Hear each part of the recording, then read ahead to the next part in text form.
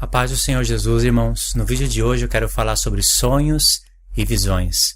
Você sabia que Deus prometeu que nos daria sonhos e visões? Você pode analisar que muitos irmãos andam tendo sonhos e visões. Eu também tenho sonhos e visões. É promessa de Deus, e quem não tem sonhos e visões tem que buscar o Senhor e pedir essa promessa para Ele. Só que a gente tem que entender, em primeiro lugar, o que a palavra de Deus fala sobre sonhos e visões. Existe perigo em crer em qualquer sonho, em qualquer visão? Você precisa ver se esses sonhos e se essas visões, elas têm base na palavra de Deus. Se elas são sustentadas pela Escritura. Senão você tem que tomar cuidado. Muito cuidado. Quando você tiver um sonho e uma visão, você precisa ser conhecedor da palavra para ver se isso está sendo de Deus. Para você não sair anunciando algo falando que o Senhor te disse quando o Senhor não disse nada. Falando que o Senhor te deu sonho e esse sonho não veio do Senhor. E Deus disse que faria isso para pôr o povo à prova. Eu fiz um mapinha aqui pra gente, eu separei esse vídeo em 3 etapas. Sonhos e visões, falsos profetas e os meus sonhos. Eu quero compartilhar com vocês os meus sonhos e algumas das minhas visões. Vocês vão ter que analisar na palavra de Deus para ver se isso é de Deus ou não. Você não pode crer num sonho só porque a pessoa está chorando na frente da câmera, ou porque ela diz que sentiu no coração. O parâmetro que vai determinar se um sonho vem de Deus ou não é lágrimas e não é emoção. É a palavra de Deus. É claro que se nós temos um sonho de Deus, muitas vezes a gente pode chorar e ter emoções. Não tem problema o choro e a emoção, mas esse não é o parâmetro que determina, e sim a palavra de Deus. Eu posso anunciar um sonho e uma visão do Senhor e não derramar uma lágrima e não falar emocionado. Você sabia que muitas pessoas têm sonhos e visões do seu próprio coração que não têm base na palavra de Deus? Você sabia que tem pessoas que não têm sonhos e não têm visões porque não pedem ao Senhor? Porque é promessa dele, ele prometeu que daria isso para nós nos últimos dias. Nós estamos nos últimos dias, nós estamos pertinho do fim. Por isso eu quis fazer esse vídeo. Eu conversei com uma irmã esses dias, uma irmã que está com muita sede do Senhor, e ela colocou sede em mim de falar essas coisas. Então eu resolvi gravar esse vídeo. Ainda que faz tempo que eu não gravo vídeo, eu fui motivado a gravar esse vídeo. Eu separei 7 versos, não é só 7 versos, mas eu separei 7 pontos, 7 partes da Escritura para a gente ler e estudar. Eu vou comentar, eu vou explicar, e após a gente ter lido esses 7 pontos, a gente vai para a terceira etapa, que eu vou contar um pouco dos meus sonhos e das minhas visões. Então, se você quiser anotar aí em casa, para você estudar depois, é Números 12, do verso 1 ao 7, Daniel capítulo 7, Joel 2, do verso 28 ao 32, com algumas ligações em alguns versos no Joel mesmo. 4. Deuteronômio 13, do 1 ao 5. 5. Jeremias 23, do 9 ao 40, porque tem muitas coisas interessantes no profeta Jeremias em relação aos sonhos e visões. Número 6, Zacarias 10. E número 7, Zacarias 9. Então você pode voltar ao vídeo e anotar esses 7 pontos para você ler. São textos que eu separei que falam claramente sobre sonhos e visões. A finalidade desse vídeo é ajudar você a analisar sonhos e visões, e para incentivar você a orar ao Senhor e pedir sonhos e visões do Senhor. E para isso você vai ter que estar tendo uma leitura regular da palavra, e você vai ter que buscar o Senhor em oração. Você tem que ter temor em anunciar um sonho, falando que o sonho vem do Senhor, que uma visão vem do Senhor. E você pode estar anunciando algo que não condiz com as Escrituras. Isso é perigoso. Os pensamentos que o Senhor tem a respeito do seu povo são pensamentos de paz, de alegria, de justiça, mas o Senhor vai julgar os falsos profetas. Então eu vou ler Números capítulo 12. Olha que interessante isso. Miriam e Arão falaram contra Moisés por causa da mulher cuxita que Moisés tomou. Aí diz aqui, porquanto tinha tomado uma mulher cuxita. E disseram, o Senhor por acaso fala somente através de Moisés? Ele não fala também através de nós? E está escrito, e o Senhor ouviu. Ora, Moisés era um homem muito manso, mais do que todos os homens que havia sobre a face da terra, diz a Escritura. E logo o Senhor disse a Moisés, a Arão e a Miriam, bem vocês 3 aqui, na tenda da congregação. E o Senhor desceu em uma coluna de nuvem e se pôs à porta da tenda. Depois chamou Arão, Miriam e os 2 vieram, diz a Escritura. E disse, ouvi a palavra do Senhor. Se entre vós houver profetas, eu, o Senhor, através de visões e de sonhos, me darei a conhecer a ele. Mas não é assim com o meu servo Moisés, que é fiel em toda a minha casa. Boca a boca eu falo com ele, claramente e não por enigmas, pois ele contempla a forma do Senhor. Por que, pois, vocês não temeram falar contra o meu servo Moisés? Essa é a leitura. Agora olha o que é interessante. Deus fala aqui: se entre vós houver profeta, eu, o Senhor, me farei conhecido dele através de sonhos e visões. Aí Deus fala: não é assim como o servo Moisés, que é fiel em toda a minha casa. Boca a boca eu falo com ele, não através de enigmas. Então quer dizer que sonhos e visões são enigmas. Deus fala através de enigmas porque Ele quer pôr a nossa mente para trabalhar nas Escrituras. É por isso, irmãos. Então, se Deus vai levantar profeta entre nós, e Ele prometeu que se houvesse profeta, Ele se revelaria a essa pessoa através de sonhos e visões, então, primeiramente, nós temos que olhar para os profetas de Deus. Quais foram os profetas que tiveram visões e sonhos? O mais famoso é o profeta Daniel. Ele teve 4 visões. Eu tenho alguns vídeos falando do profeta Daniel. Se você quiser, você acompanha no canal. Daniel teve 4 visões. As 4 visões que ele teve profetizam o tempo do fim. É claro que elas profetizam os tempos determinados. Elas profetizam o tempo da Pérsia, da Grécia, de Roma, o tempo do 7º rei e o tempo do 8º rei. Mas todas elas juntas profetizam o tempo do fim. São 4 visões e através dessas 4 visões, uma foi através de sonho. E eu considero essa visão uma das mais importantes. Todas as visões formam um conjunto, a visão e a profecia, como está no capítulo 9. Mas a mais importante é a do capítulo 7, por causa dos 3 tempos e meio. Mas a gente precisa do livro do profeta Daniel inteiro para entender as visões, e também de outros profetas. Então esse é o segundo texto que eu separei. Daniel capítulo 7 diz o seguinte: no 1º ano de Belsazar, rei da Babilônia, teve Daniel na sua cama um sonho e visões da sua cabeça. Então escreveu o sonho e relatou a suma das coisas.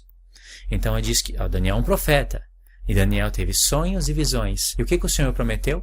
Se entre o povo houver profeta, eu me farei conhecer a ele através de sonhos e visões, que são enigmas, né? Enigmas formam figuras. Então Deus vai dar aqui enigmas para o profeta Daniel. É maravilhoso você estudar isso, você entender isso. Você não pode estudar o livro do profeta Daniel somente com o Apocalipse. Dá para estudar? Dá para estudar, mas você vai perder muitas coisas. Você precisa estudar Daniel com Zacarias, porque as visões de Daniel e de Zacarias, elas estão misturadas no livro de Apocalipse. Elas estão mescladas, porque elas estão conectadas. Pode ver, em Apocalipse 11, 12 e 13, Deus começa a pegar as visões do profeta Zacarias, as visões do profeta Daniel e juntar elas. Só que para entender Zacarias, a gente precisa de ler Ageu. E para entender esses profetas, a gente precisa de ler Esdras e Neemias. E para entender o que Esdras e Neemias falam, é preciso entender os profetas menores. Então é preciso de ler os profetas maiores. Mas todos esses profetas falam a respeito da lei de Moisés. Então é preciso ler a lei de Moisés. Aí você vai dizer: cansei. É melhor ter sonhos e visões e anunciar. É mais fácil. Não é assim. A palavra de Deus ensina que tudo que você faz tem que ser baseado na palavra de Deus. Até os sonhos e as visões que você vai ter, que supostamente o Senhor pode te dar, tem que ter base na palavra de Deus. E os sonhos que Deus deu para o profeta Daniel, todos eles remontam o mundo de hoje. O mundo todinho de hoje, com falsos profetas, com profetas de Deus, com ímpios. Todo esse mundo que a gente está vendo hoje foi profetizado nas visões do profeta Daniel. Todos os reinos que existem foram profetizados. E Deus fazia dessa maneira para que a gente colocasse a nossa mente nos profetas e começasse a estudar as visões. As visões, elas devem ser estudadas para ser profetizadas. Se nós vamos ensinar as profecias de Daniel, o sonho dele, as visões com a de Zacarias, com a de Abacuque. Abacuque também teve uma visão que está conectada com Daniel 8. As visões de Amós. Se nós vamos anunciar isso, porque essas visões preanunciam as coisas que hão de vir, nós somos profetas. Então nós vamos nos basear nas visões dos profetas, primeiramente.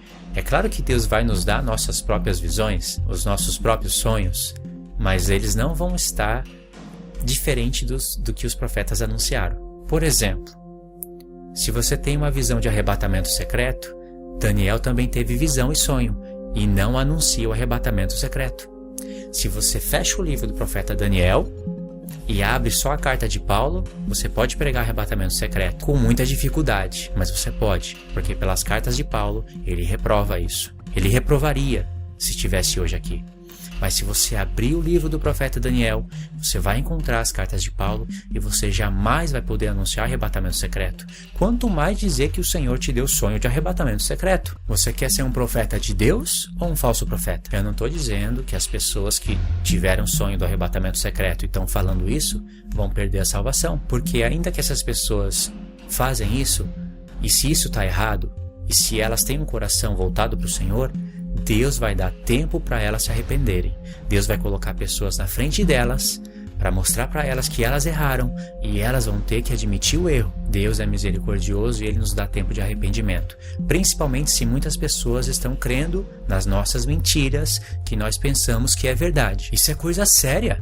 Eu não posso ligar a câmera e falar o Senhor me disse, e na palavra de Deus está ao contrário. Eu não posso ligar a câmera e anunciar para muitas pessoas, eu tive um sonho, chorar, tremer, falar em línguas, o Senhor me disse, que lindo, nós não vamos sofrer. E a palavra de Deus está falando ao contrário. Os apóstolos sofreram. A igreja no tempo de Roma, eles sofreram. Será que nós somos melhores que os apóstolos? Todos eles sofreram. Cristo anunciou que a igreja iria sofrer, porque nós somos melhores. Por isso tem que ter o temor do Senhor. E esse vídeo vai ajudar você a ter isso.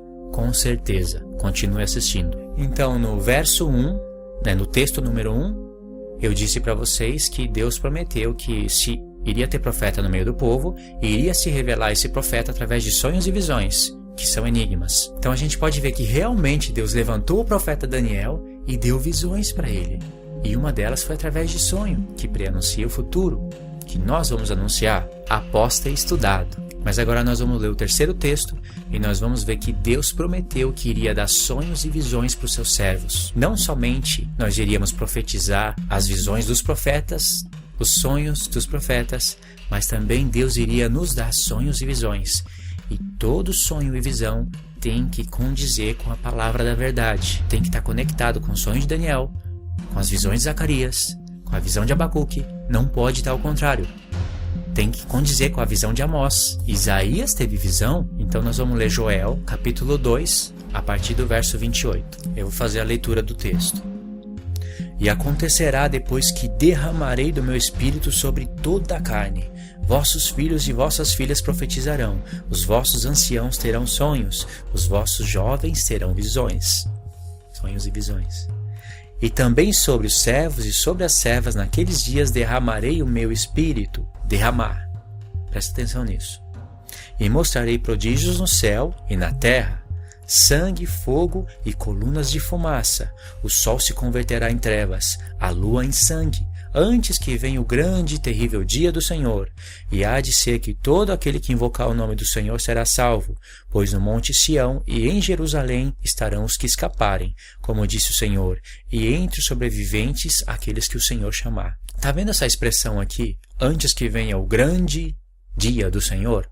Esse dia do Senhor aparece em muitos outros profetas. E Deus cria conexões. Você sabe trabalhar com reconhecimento de padrão? Deus trabalha com isso na palavra. Através de palavra-chave, através de palavras hebraicas, através de frases. Deus trabalha com reconhecimento de padrão. Você vai dizer, opa, o dia do Senhor está aqui. O dia do Senhor está aqui nesse profeta. Opa, o dia do Senhor está aqui nesse profeta também. O dia do Senhor apareceu na carta de Paulo. Então você vai ter que juntar todos esses contextos e ver o padrão de profecia. Marca aí se você quiser. Organização, memorização, reconhecimento de padrão e revelação. Essas 4 coisas você tem que pôr na mente. Organização, você vai organizar os textos. Por exemplo, o dia do Senhor. Você vai buscar todos os lugares que aparecem isso na palavra e ler os contextos, e vai fazer a organização. Aí você vai precisar de memorização. Não memorizar tudo, mas ter uma bela porção disso memorizado. Então você tem que memorizar o que foi organizado. Memorização, organização. Quando você organizar os pontos, você vai reconhecer padrão. Não tem como trabalhar com reconhecimento de padrão se não houver uma memorização. E para ter uma boa memorização é preciso ter uma organização. Então organização gera memorização, gera reconhecimento de padrão e aí você tem revelação. Essas 4 coisas são importantes. Deus trabalha com isso. Entenda que Deus trabalha com isso. Então quando você vai estudar a parte profética disso que eu acabei de ler, você vai ver que está falando do tempo das trombetas lá em Apocalipse. Porque a 7ª trombeta, quando toca, é chegado o grande dia do Senhor. Como que eu sei disso? Através desses 4 pontos que eu falei para você. Então Deus fala que vai mostrar sinal no céu, na terra, sangue, fogo, colunas de fumaça. Olha para o toque das trombetas. Isso está acontecendo. E diz, o sol se converterá em trevas, a lua em sangue. Isso é outro ponto que aparece no profeta Joel, aparece 3 vezes no profeta Joel. Liga os contextos, aparece também 2 vezes no profeta Isaías. Em Isaías 24 e em Isaías 34, se eu não me engano. Mas em Isaías 34 é certeza. Isso também aparece em Mateus 24, quando Jesus está falando do final da grande tribulação, e volta a aparecer em Apocalipse no 6º selo. Então é uma frase. Sol se escurecer, lua se tornar em sangue, as estrelas do céu caírem sobre a terra. Deus faz um padrão com isso. Tem um padrão de profecia sendo revelada. Vamos ver se existe arrebatamento secreto através disso? Outro ponto que eu quero destacar é que Deus disse que derramaria do Espírito dele sobre toda a carne. Essa explicação, ela está associada, ela tem que estar conectada com o contexto, com o que Deus falou antes. Por exemplo, olha para o verso 23 do mesmo capítulo. Alegrai-vos, pois, filhos de Sião, e regozijai-vos no Senhor vosso Deus, porque Ele vos dará, em justa medida, chuva temporã. Ele faz descer abundantemente a chuva temporã e a serôdia, como antigamente. Deus anunciando o fim dos tempos, anunciando guerra. Será que Deus está preocupado em falar para o povo de chuva? Literal? É claro que a gente tem que entender o sentido literal, porque Deus está falando das primeiras e das últimas chuvas. Primeira pergunta. Quando você lê sobre primeiras e últimas chuvas, o que te vem na memória? Vem alguma coisa da palavra de Deus na cabeça? Segunda pergunta. Por que Deus derramava as primeiras e as últimas chuvas? Terceira pergunta. O que tem a ver isso com derramarei do meu espírito sobre toda a carne? Isso tem tudo a ver com o que aconteceu lá em Atos dos Apóstolos. Ali foi derramada as primeiras chuvas sobre a terra. E Deus começou a recolher primícias. As primeiras e as últimas chuvas eram derramadas sobre a terra de Israel para o povo recolher as primícias através da festa das primícias. Você conhece a festa das semanas? 7 vezes 7 semanas. E aí vem o dia 50, Pentecoste. Tinha que ser entregue primícias para Deus. Sem primícias, o povo não era aceito.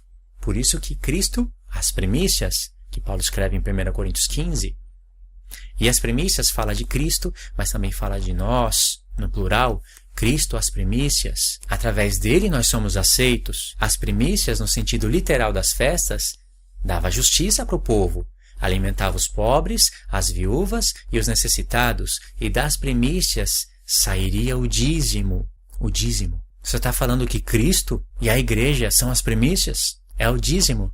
Sim, na realidade dos fatos, na realidade das sombras que estavam na antiga aliança, somos nós, Cristo as primícias.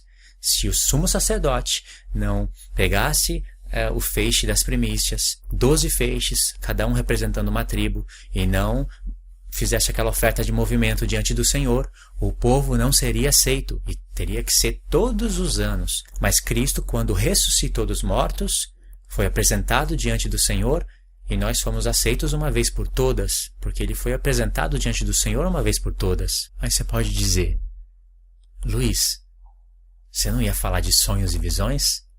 Eu estou falando de sonhos e visões. Você pode pensar que não, mas você vai ver onde eu vou chegar. Então a Escritura está associando primeiras e últimas chuvas que são derramadas com o que foi dito no verso 28.